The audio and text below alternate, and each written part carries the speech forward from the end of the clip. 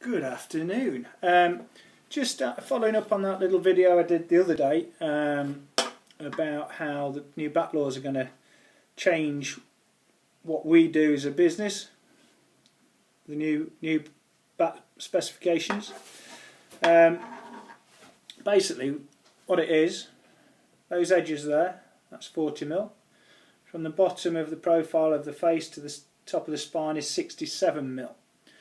Actually on this gauge are a millimetre bigger on all sides, so I'm presuming they're giving a little bit of leeway. A millimetre doesn't make any difference really, but by the time you've got scuff sheets on and things like that, I suppose it'll add. But how does it affect the bats? And I sort of mentioned the other day that it doesn't really affect us because all it's doing is flattening down the profile a little bit rather than big spine heights. It's flattening down that. For me, that's the only thing that will change because I'm never into big edges, never into huge concaving. So I've just got thinking about it and where it's going to go with the style of bats, and to me I think it's going back to what it used to be.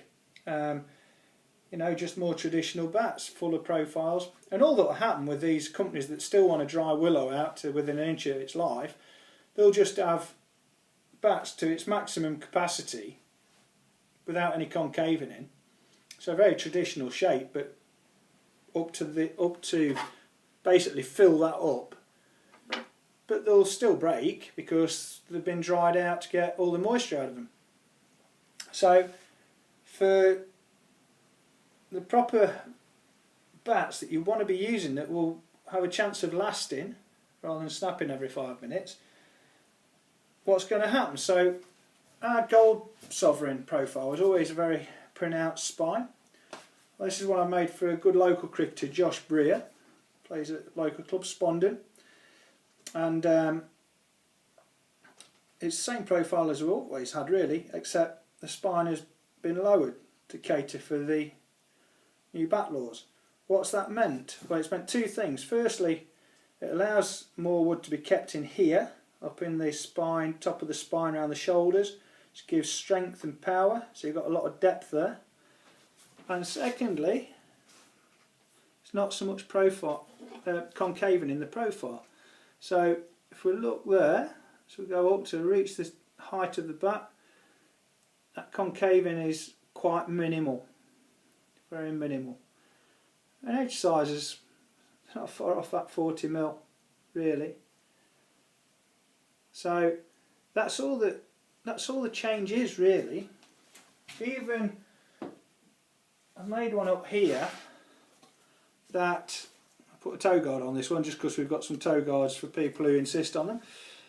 This is a round face, so this has got a round profile on the face of the bat as opposed to a flatter profile, and again it's minimal. But if you look at that, and if we compare that to a bat profile, a bat shape that was used by one of the most phenomenal strikers of the ball ever, and ever will be in recent times, and that was Adam Gilchrist. And he used a very full bat, traditional profile, slightly bigger edges than on sort of my classic shape or on a Newbury Molyneux or something like that, slightly bigger edges. But he had a big thick bottom of the handle because firstly that's going to give him power, but secondly he struggled with his bottom hand, even to the point of, you know, putting a half a squash ball in his glove to try and stop him taking over with his bottom hand. But I've made one here just from some photos that I've posted on this thread of Gilchrist batting. You just see the profiles. I've just taken a visual of them and knocked this bat up. Now it's an absolute belter, you know, just that traditional profile, the tapered edges up here, tapered, so they're not parallel all the way along. Nice big toe, thick area up here, up on the shoulder and the spine, thick bottom of the grip, oval handle for his bottom hand, beautiful profile. How's that look on the new gauge? Right, edges are going to be thinner. There we go. So what have we lost and what have we gained? We've lost height on the edges. We've gained wood in the hitting zone, up in the spine area, in that area of percussion in the middle of the bat where you're hitting the ball flush.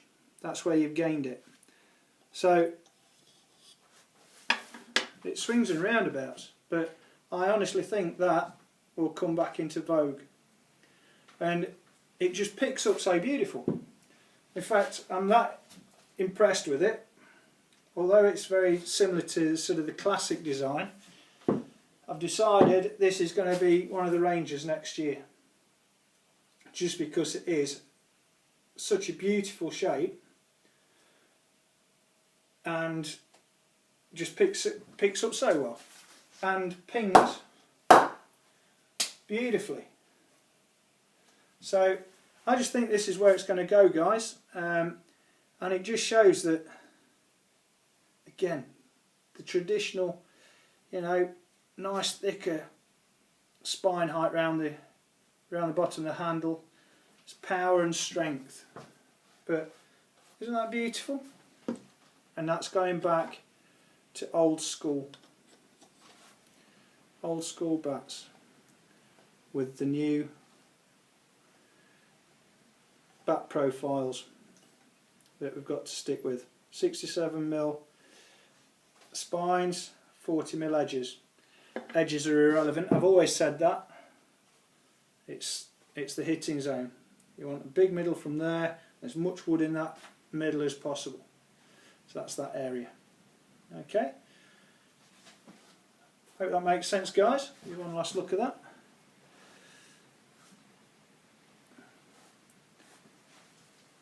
I haven't come up with a name for that yet, but I've got a few in mind. But I think that's going to come out next year, and I think it's going to be very popular. There we go. Hope that makes sense.